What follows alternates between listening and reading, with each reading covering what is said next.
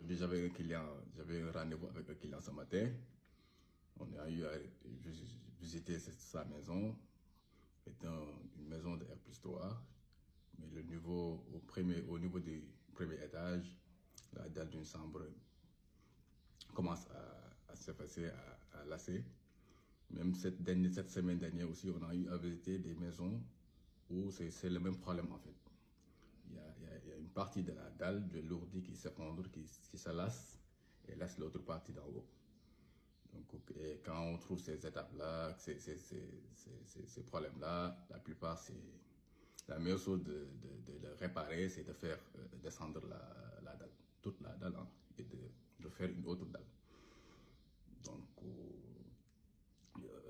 pour moi, ces éléments-là, ce qui cause cela, je pense qu'il y a trois éléments que j'ai constatés.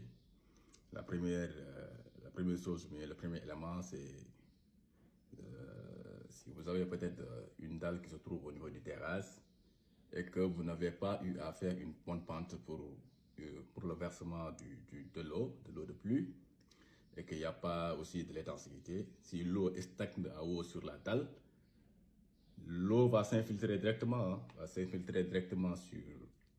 dans la dalle et va attaquer le fer. Hein.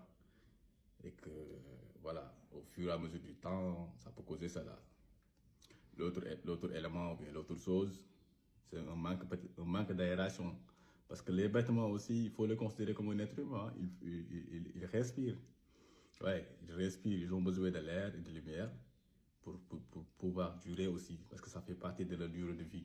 Donc, il faut faire des bons plans avec de bonnes lumières et aérés.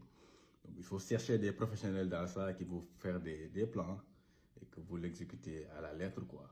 Parce que éviter d'avoir des plans où il n'y a pas de lumière, pratiquement il n'y a pas d'aération.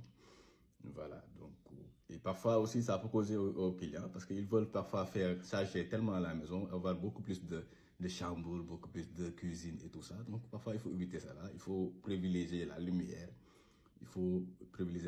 et l'aération. Vous voyez.